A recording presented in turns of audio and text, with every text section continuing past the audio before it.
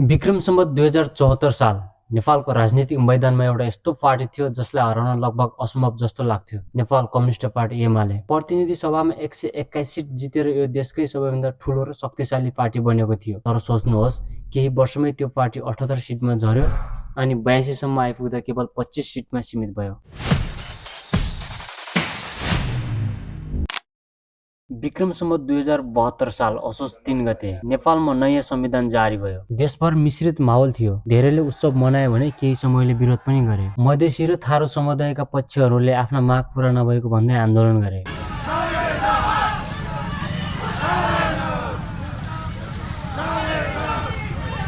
नेपालको नयाँ संविधानप्रति भारत पनि असन्तुष्ट थियो। त्यसैले यही मौकाको फाइदा हेरेर भारतले सीमा क्षेत्रमा चलिरहेको आन्दोलन र सुरक्षा अवस्थाको कारण देखाउँदै अघोषित नाकाबन्दी लगायो। For weeks they have been waiting in Sunauli on the Indian side of the border with Nepal.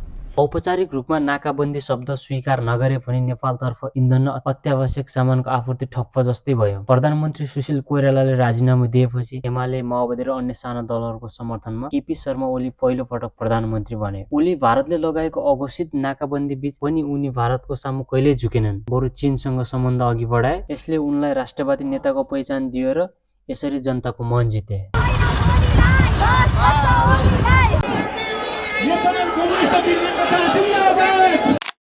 Vikram Samvat 2074 साल मङ्सिर 21 र 31 गते गरेर प्रतिनिधि सभा चुनाव 2 चरणमा सम्पन्न भयो। प्रत्यक्ष निर्वाचन प्रणालीबाट 165 र समानुपातिकबाट 110 जना सदस्य चुनिने व्यवस्था आयो। एमाले र माओवादी केन्द्रले वाम गठबन्धन गरेर कम्युनिस्ट पार्टीको मत विभाजन हुनबाट रोके। परिणाम एमाले प्रत्यक्ष तर्फबाट 80, समानुपातिकबाट 41 गरेर कुल 121 सिट ल्यायो। माओवादीले भने प्रत्यक्षबाट 36 र समानुपातिकबाट 17 गरेर कुल 53 सिट जित्यो। एमाले र माओवादीको सहमतिमा नेपाल कम्युनिस्ट पार्टी गठन पनि भयो अनि केपी शर्मा ओली दोस्रो पटक प्रधानमन्त्री बने। ओली र प्रचण्ड बीच पालै-पालो प्रधानमन्त्री बन्ने गोप्य सहमति पनि भएको रहेछ। तर ओलीले पछि प्रधानमन्त्री पद छोड्न मानेनन्। अन्ततः पार्टीभित्रै द्वन्द्व सुरु हुन थाल्यो। एनसीपी पार्टीभित्र 3 समूह सक्रिय थिए: ओली समूह, प्रचण्ड समूह र माधव कुमार अर्थात् झलनाथ खनाल समूह। प्रचण्ड र माधव कुमार नेपाल समूहले ओलीलाई अध्यक्ष वा प्रधानमन्त्री पद छोड्न दबाब दिए, तर ओलीले स्वीकार गरेनन्। विक्रम सम्वत 2077 साल पुस 5 गते ओलीले प्रतिनिधि सभा विघटन गरे, तर सर्वोच्च अदालतले संसद पुनर्स्थापना गरेर एनसीपीलाई अवैध ठहर गर्यो। त्यसपछि एमाले र माओवादी केन्द्र पुनः अलग भए। यसले पार्टीभित्रको आन्तरिक द्वन्द्व झन गहिरो बनायो। विक्रम सम्वत 2078 साल भदौमा माधव कुमार नेपाल नेतृत्वको समूहले एमालेबाट अलग भएर उनीहरूले नेपाल कम्युनिस्ट पार्टी एकीकृत समाजवादी गठन गरे। यस विभाजनले एमालेका धेरै सांसद र नेता कार्यकर्तालाई गुमायो। संगठनात्मक शक्ति कमजोर भयो, आन्तरिक एकता भङ्ग भयो। विक्रम सम्वत 2079 साल प्रतिनिधि सभा निर्वाचनमा काङ्ग्रेस माओवादी एकीकृत समाजवादी गठन बनाए। एमाले लगभग एक्लै प्रतिस्पर्धामा उत्रियो। त्यसै समयमा राष्ट्रिय स्वतन्त्र पार्टी जस्ता नयाँ शक्तिहरू पनि उदाइसकेका थिए, जसले विशेष गरी शहर र युवाहरूको मतमा प्रभाव पार्ने पक्कै नै थियो। परिणाम एमाले 121 सिटबाट घटेर 78 सिटमा सीमित रह्यो। तर समानुपातिक मत अझै बलियो भए पनि सिटमा ठूलो गिरावट आयो। निर्वाचनपछि प्रधानमन्त्री बन्ने प्रतिस्पर्धा चल्यो। देउबा र प्रचण्ड बीच गठबन्धन टुट्यो। प्रचण्डले एमाले, रासपा र अन्य साना दलसँग गठबन्धन गरी बहुमत जुटाई प्रचण्ड प्रधानमन्त्री बने। यो गठबन्धन लामो समय टिकेन किनकि ओली आफू प्रधानमन्त्री बन्न चाहन्थे। त्यसैले ओलीले प्रचण्डसँगको गठबन्धन तोडेर काङ्ग्रेससँग गठबन्धन गरे। अन्ततः विक्रम सम्वत 2081 साल असार 30 मा चौथो पटक ओली प्रधानमन्त्री बने।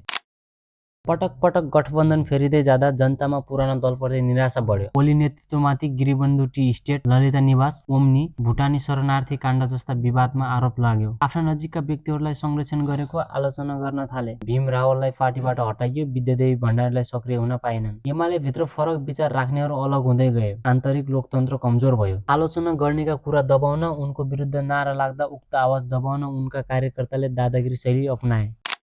सामाजिक सञ्जालमा नेपु बेबी ट्रेन भाइरल भयो। आवाज दबाउन सरकारले 26 वटा प्लेटफर्म बन्द गर्यो। त्यसपछि 8 सेप्टेम्बर 2025 मा जेनजी सडकमा उत्रिए। आन्दोलन स्वतन्त्रता र भ्रष्टाचार विरुद्ध थियो, तर सरकारले सिधा गोली चलाएर 19 जनाको ज्यान गयो। जेनजीको शान्तिपूर्ण आन्दोलनमा सरकारले यस्तो लापरवाही र दमन शैलीको कारण 76 जनाको ज्यान गयो। 2000 भन्दा बढी घाइते भएर देशका ठूला ठूला सार्वजनिक सम्पत्ति र नेताहरूको घर जलेर ध्वस्त भए।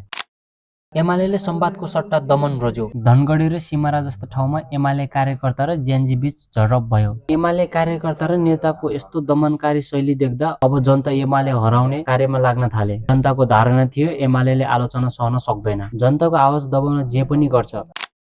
चुनाव नजिकिँदै गयो। जेएनजी आन्दोलनपछि पुरै देशको मुड नै बदलिएको थियो। सबैजना परिवर्तन चाहन्थे। युवाहरू पहिलो पटक ठूलो संख्यामा मतदानमा उत्रिए। करिब 10 लाख नयाँ युवाहरू मतदाता थपिए। विदेश रहेका झण्डै 1.5 लाख नेपाली भोट हाल्न मात्रै नेपाल फर्किए। परिणाम राष्ट्रिय स्वतन्त्र पार्टीको 1 सीट, नेपाली कांग्रेसको 38 सीट, एमाले 25 सीटमा सीमित रह्यो। जहाँ एमालेको मात्र हार भएन, एमालेका शीर्ष नेताहरूदेखि लगेर अन्य पार्टी कांग्रेस, नेकपा र तराईका अन्य पार्टीहरूले समेत लज्जास्पद हार बेहोर्नु पर्यो। कतिको त जमानत नै जफत भयो। पुराना शीर्ष र चर्चित नेताहरू जसले सधैँ जित्दै आइरहेका थिए, उनीहरूले पनि नमजाले हार बेहोर्नु पर्यो।